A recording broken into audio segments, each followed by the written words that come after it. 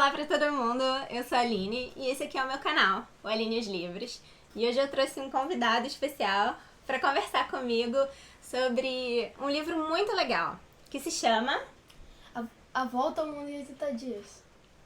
A Volta ao Mundo em 80 Dias, ou em francês, Le Tour du Monde en 80 Jours. Esse é o livro, a edição em quadrinhos, que é da editora Salamandra. Existem outros livros da editora Salamandra, são muito bons, aliás.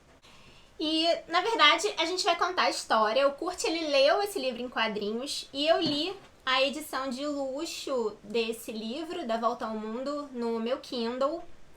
E então a gente vai conversar um pouco sobre esse livro. Engraçado que o dia tá bem frio, chovendo bastante. Tá propício pra fazer uma volta ao mundo, Kurt? Pois é. Não, só imaginária, né? Só por um livro. Então eu vou contar um pouquinho pra vocês da história do Jules Verne. Jules Gabriel Verne foi um francês nascido em Nantes em 1828. Ele nasceu bem perto do Porto e desde muito pequeno ele adorava escutar histórias de viajantes, histórias de outros lugares do mundo. Você sabia disso? Não, mas eu sei que ele tinha uma imaginação fértil pra caramba, porque pra inventar o livro também da viagem ao centro da Terra, tem que ter imaginação fértil, tipo a mil. E sabe de quem que ele puxou essa imaginação fértil? Da mãe dele. A mãe dele descendia de uma família de proprietários de barco. E ela era extremamente imaginativa. Ao contrário do pai dele, que é uma figura, aliás, que parece muito bem representada no personagem do Phileas Fogg. O Mr. Fogg todo cronometrado, todo certinho, como se fosse uma engrenagem. Ele vai ser uma boa representação do pai dele. Não uma representação completa, porque a gente vai ver que o Phileas Fogg vai cometer alguns pequenos equívocos ao longo da sua volta ao mundo. Não é só o Phileas Fogg, também o Passepartout também vai se meter em confusão. Ai, meu Deus do céu. Ele vai cursar direito, vai conseguir o seu bacharelado, não só porque ele era o filho mais velho, mas porque naquela época era costume o filho mais velho seguir os passos do pai. Era como se ele herdasse essa responsabilidade. Depois de formado, ele chegou a trabalhar durante pouquíssimo tempo como advogado e acabou então começando as suas primeiras tentativas de fazer uma carreira literária. E ele era muito incentivado pelos livros que ele tinha lido do Victor Hugo. O Jules Verne também trabalhou no teatro lírico durante 2 anos. Embora fosse um emprego muito mal remunerado, ele acabou produzindo uma opereta na época, junto com um amigo e músico, Aristide Hignard. Mais ou menos por volta de 1857, ele se casou com uma viúva que já era mãe de 2 filhas na época. Ele também recebeu a ajuda do pai, um grande incentivo financeiro para entrar como sócio de uma casa de câmbio. Então, durante esses anos da sua vida, esses primeiros 35 anos, até mais ou menos 1863, o Jules Verne acabou dividindo a sua vida entre a literatura, o casamento, a bolsa de valores e uma série de crises de paralisia facial. Ele ficava com metade do rosto paralisado por conta de uma série de otites que ele tinha, uma atrás da outra. Engraçado que ele vai falar uma vez que depois dessas crises ele sentia que metade do rosto dele era de um idiota, que não conseguia apresentar expressão nenhuma, e a outra metade era de um homem muito sábio. O sucesso realmente chegou para ele em 1863, e não foi com esse livro que a gente vai trazer hoje. Na verdade, foi com a primeira obra dele, que se chama 5 Semanas em um Balão. Ele vai descrever toda a viagem de balão e isso vai ser um enorme sucesso porque as pessoas estavam enlouquecidas na época por essa ideia de poder viajar num balão, de poder fazer esse tipo de deslocamento. A gente está aqui numa época, na segunda metade do século XIX, em que o progresso científico, a revolução industrial, tudo está tão ali à luz do dia, tudo está tão em voga, tão em alta, que esses temas da ciência, do progresso científico, todas essas descrições tecnológicas, elas vão ser muito interessantes nos livros dele. E isso vai fazer com que as pessoas comprem esses livros, que as pessoas procurem lê-los, como se ele quisesse tornar a ficção dele algo mais verossímil, algo mais real, como se realmente aquilo pudesse acontecer, aquilo pudesse ser feito. Mas não foi só a literatura o alvo do interesse do Jules Verne. Sabia que ele foi membro da Sociedade de Geografia? E ele começou a praticar navegação em 1865. Ele teve também 3 veleiros. Depois que ele começou a fazer sucesso, que ele se aliou com o editor, o Hetzel, e ele começou realmente a vender muitos livros, ele começou então a viver de uma forma mais à vontade. Ele comprou então 3 veleiros, mas infelizmente no final da vida ele teve que vender o último desses veleiros, porque ele precisou enxugar as despesas deles. Na verdade, o filho dele, que foi homenageado dando nome a esses 3 veleiros, Saint-Michel, o único filho dele, tinha sérios problemas com dinheiro, gastava todo o dinheiro e acabou dando um grande rombo na fortuna da família, no dinheiro que o Verne tinha conseguido com a venda de seus livros. Bem, o Verne vai morrer em 1905, depois de ter escrito 66 livros super extensos, viagens extraordinárias, romances de ficção científica. Aliás, ele é conhecido como o pai da ficção científica. Na verdade, a gente sabe que a Mary Shelley começou antes dele, mas realmente essa questão da tecnologia nos romances dele vai ser muito presente. A vida dele, então, terminou em 1905, com uma crise de diabetes aliada a mais uma crise de paralisia facial. Então ele vai deixar esse mundo bem mais pobre, ele vai experimentar um certo esquecimento no final da vida dele, as pessoas não vão estar mais tão interessadas nos livros dele. Quantos anos ele... Com quantos anos ele morreu? Ele nasceu em 1828 e morreu em 1905. Mais uma curiosidade sobre A Volta ao Mundo em 80 Dias é que esse livro foi transformado numa peça de teatro pelo próprio Jules Verne e foi encenado durante 64 anos em Paris. E essa encenação, essa peça, só parou de ser encenada em 1940, quando a França foi ocupada pelos nazistas. Bem, então agora a gente vai entrar na grande história da Volta ao Mundo. Quais são os personagens principais da história? Os personagens principais são o Passepartout, o Sr. Fix. Ele não é tipo um principal, ele é mais tipo um secundário. Ele é tipo um anti-herói mesmo, porque tipo, ele trai, depois ele volta, e depois diz uma coisa, leva 2 socos na cara na história. Essa é uma das coisas. Tá, mas o principal mesmo é o Phileas Fogg. E quem é o Phileas Fogg? É o Passepartout que é mais principal que ele. Você acha?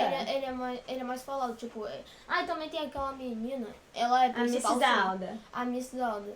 Sim, mas quem é o grande personagem que começa com a ideia de fazer a volta ao mundo? É o? Assim, o Passepartout é o primeiro que vai ser... Que é o destacado. Um homem, tipo, já um pouco atrasadinho, essas coisas. Mas, tipo, ele faz mais coisas heróicas que o Phileas Fogg. Mas... Então, a gente tem essa figura do Passepartout, que é um francês super interessante. E Passepartout significa o quê em francês? Chave mestra, ou seja, uma pessoa que é pau pra toda obra. Uma pessoa que consegue ajudar em tudo. E realmente, o Passepartout vai resolver uma série de problemas pro Phileas Fogg. Mas o Phileas Fogg, ele é um gentleman que frequenta o Reform Club em Londres. Ele é um cara super ensimesmado, ele é bem tranquilo, ele não se exalta, é um tanto quanto misterioso, não tem pai nem mãe, ninguém sabe muito sobre o passado dele, só se sabe onde ele mora e que ele realmente gosta de fazer as coisas todos os dias da mesma forma. Ele toma café no mesmo horário, ele almoça no mesmo horário e vai ao clube no mesmo horário. Ele é todo pontual. Ele é extremamente Ele não pontual. perde um minuto. Ele não perde um minuto. Exatamente, a vida dele é assim. Ele realmente usa o tempo a favor dele. Ele, tipo, briga até uma hora, ele discute com o Passepartout, dizendo que, tipo, o relógio... Só porque o relógio dele tá atrasado. O interessante é que o Passepartout, ele, naquela época, ele já tinha feito de tudo na vida. Ele tinha uns 30 e poucos anos e o Phileas Fogg, mais ou menos, uns 40 e poucos. Entre 45 e 50 anos. O interessante é que o Passepartout, ele já tinha passado por tudo na vida. E ele achava que aquele emprego com alguém tão metódico, tão obsessivo com o horário, era exatamente aquilo que ele precisava. Ele queria mesmo trabalhar para uma engrenagem, ele não queria mais aventuras na vida. E qual não foi a surpresa dele quando, na sua primeira noite no emprego novo, ele descobre que o Phileas Fogg tinha feito uma aposta com os seus amigos do Reform Club. E essa aposta foi o seguinte: durante uma discussão com os colegas, ele disse que era possível fazer a volta ao mundo em 80 dias. E mais do que isso, ele seria capaz de apostar que ele seria capaz de executar uma viagem assim. Imagina, fazer uma volta ao mundo em 80 dias. E para afirmar o compromisso dele com essa ideia, ele vai apostar metade da fortuna dele. Ele vai apostar 20 mil libras. Então, ele faz essa aposta, ele faz um saque no banco de Londres, ele saca 20 mil libras, coloca numa bolsa de couro e ele dá um cheque no valor de 20 mil libras para esses amigos do clube, e ele diz que caso ele não retorne até o dia 21 de dezembro daquele mesmo ano, o ano de 1872, os irmãos, os amigos ali do clube podem descontar o cheque. Então ele leva 20 mil libras para essa viagem e aposta as outras 20. Ou seja, o que vai sobrar para ele não vai ser muita coisa além da casa. Mas então ele começa essa viagem saindo de Londres, seguindo o percurso na direção do leste. Isso vai ser muito importante para o final do livro.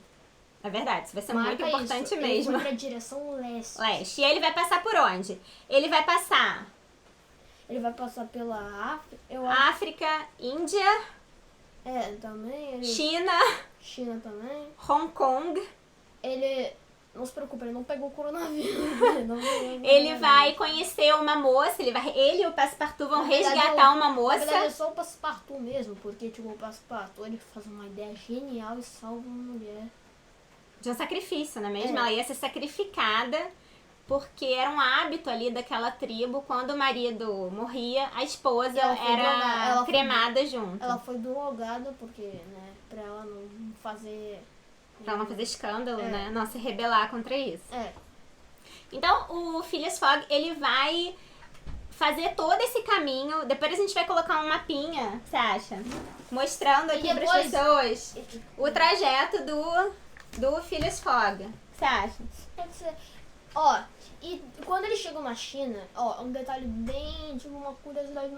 Quando eles chegam na China, o Fix e o Passepartout, eles vão conversar num restaurante lá na China. O Fix, ele dá um copo de vinho pro Passepartout. Ele toma e o Fix fala que ele acha que o Sr. Fogg, o Phileas Fogg, ele é o ladrão que roubou 50 mil libras lá do Banco da Inglaterra. Inglaterra. E antes do Passepartout, deixa eu só explicar por que eu ele dá um soco na cara dele. E antes disso, ele fala que se ele conseguir deter o ladrão, ele ganha 2 mil libras. Tá, mas o Fix entra na história porque saiu uma matéria, foi enviado um mandado de prisão, não é mesmo? Pra um ladrão que era muito parecido com o Sr. Fogg. E o Fix achava, então, que perseguindo o Sr. Fogg, ele ia, então, conseguir obter a sua recompensa, prender o ladrão. Então, esse Fix, ele vai se colar no Passepartout, no Phileas Fogg e na Mrs. Alda, que acompanha o Fogg. Ele vai grudar nesses viajantes e vai, então, tentar prender o Phileas Fogg. E ele espera a todo custo reter o Fogg para conseguir prendê-lo em solo britânico. Então essa vai ser também uma questão interessante. O Fogg confundido com um ladrão. Você chegou a ter dúvida em algum momento do livro que o Fogg talvez pudesse ser realmente o ladrão? Não. Phileas Fogg era tão misterioso que era possível pensar que ele fosse um ladrão. A gente não sabia de onde vinha o dinheiro dele. Ele não trabalhava, ele era um lorde.